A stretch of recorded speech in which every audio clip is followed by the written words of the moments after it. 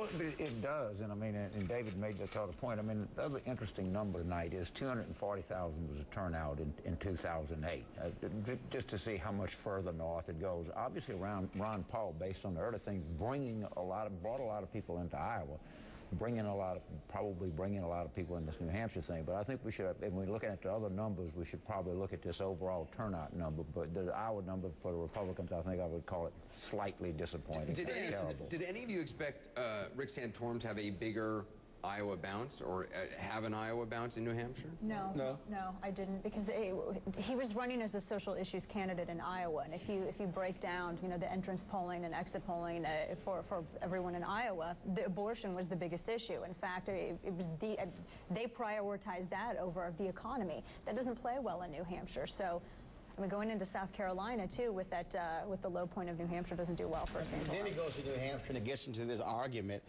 with a college student over the whole issue of gay marriage. When you had a compressed schedule, when you only had 7 days to make an impression, you need to be focused on the economy. And so I'm sitting there going, why is he even having this conversation? I mean, as if he didn't understand that, look, the economy is the fundamental issue. And a lot of evangelicals have been talking about social conservative issues in South Carolina.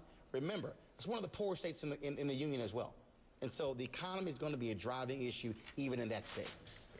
Here's what Ari was saying about Huntsman. Huntsman earlier today basically said, if I don't do well, I'm out of here. He was on television, basically. He understands I heard him talking to John well. King saying that they do have a network in South Carolina. They have good people there. He's continuing on. You think that's just... No, and I think earlier, I heard him earlier on our network saying, make no mistake about it, I got a lot at stake tonight. Here's another way you know New Hampshire is not Iowa.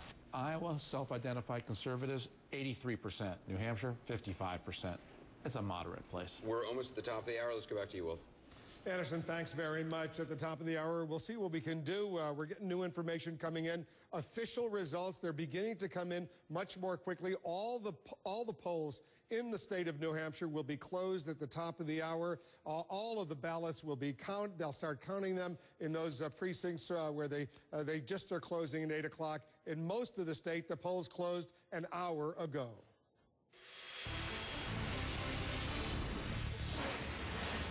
And CNN projects that Mitt Romney is the winner in New Hampshire. Mitt Romney, the former Massachusetts governor, wins the New Hampshire primary. We make that projection on the actual votes that have been tallied, as well as exit poll results that we're assessing right now. But as of all of the information we have gathered with all of the polls in the state of New Hampshire now closed, we project Mitt Romney is the winner. Let's go to Romney headquarters right now. I suspect they're celebrating behind you, Candy Crowley. Yeah, I don't think I need to say too much here. The minute they heard the projection, and even before that, they're streaming into the room now. They clearly were waiting downstairs for the time to come. The Romney folks have been quite confident going in. They actually think they'll have a very healthy lead. So this is a happy crew tonight. And remember, you will hear again and again, the first Republican candidate to sweep Iowa and New Hampshire. It gives him such steam going into New Hampshire.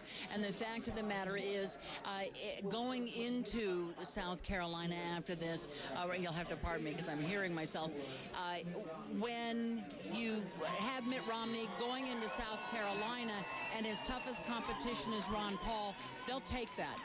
They will take Ron Paul coming in second, and looking like perhaps John Huntsman a distant third, but I know those second and third numbers we haven't really called yet, Wolf, but they are very, very happy here tonight. They should be after winning Iowa, barely, but now New Hampshire, 2 for 2 for Mitt Romney. Candy, stand by for a moment. We based our projection that Mitt Romney is the winner in New Hampshire on the official votes that are already been tallied.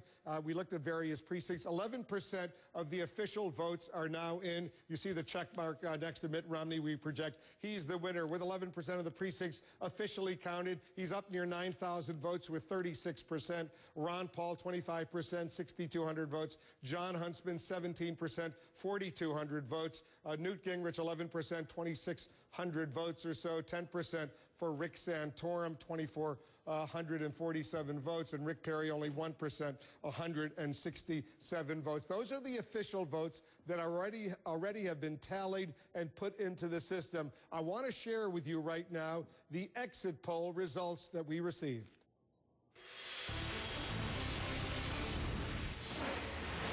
All right, based on the exit poll results, these are the New Hampshire exit poll results. The waves that were coming in, it looks like 36% or so, based on the exit polls, for Mitt Romney, 23% for Ron Paul, 18% for John Huntsman. Those are the top three. The bottom three, Gingrich and Santorum, both 10%. Rick Perry, only 1%. Those are the exit poll results that are coming in that we've already tabulated. We're going to be doing a little bit more assessment on that as they come in. So there is going to be a battle for number 2 between John Huntsman and Ron Paul, although it looks like Ron Paul is doing better right now. There'll also be a battle for number 4.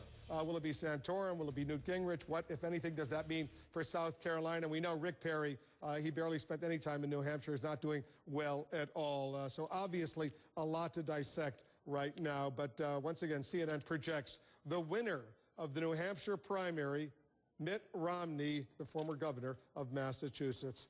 Aaron, let me walk over to Aaron Burnett because she's getting some more information on the exit poll results. How did Mitt Romney basically, Aaron, do it? All right, well, this is, you can see it very clearly here. So let me just explain what we're looking at here. When people came out of voting, we asked them their party ID. As you can see, 48% Republican, 47% independent. Now, that independent vote, you heard David Gergen talking about it. We're seeing a bit of a split there, not going overwhelmingly for Mitt Romney. I'm going to show you the Republican vote in a moment. Most important candidate quality, though, can defeat Obama. You see Mitt Romney there. 59% of people who think that's the most important thing are going for Mitt Romney. In terms of true conservative, strong moral character, right experience, Romney's winning some of those, but moral character going to Ron Paul and true conservative going to Ron Paul. The reason for Mitt Romney's victory, at least at this point, Wolf, seems to be right here when I click on the Republicans. Let me just flick it over here. Mitt Romney, 45% of people who identify themselves as Republicans so far in the New Hampshire primary going for Mitt Romney. Ron Paul a distant second with 15%, and you can see it cascading down from there. But you're seeing the same trend on this as you did in Iowa. Because you're seeing people who believe that beating Barack Obama is the most important thing. That's where you're seeing the overwhelming Romney vote. Fits in with him being the establishment candidate. Wolf, John Avlon was just tweeting out from Romney headquarters. He saw Meg Whitman, former marching up with him to the stage. Of course, you've got people like Chris Christie stumping for him. So that fits with that narrative. Back to you. Electability, very important ingredient that certainly propelled Mitt Romney to win in New Hampshire. Soledad O'Brien is in Nashua right now. They've closed the polls now, Soledad, in Nashua. I see them counting the votes right now. What's going on?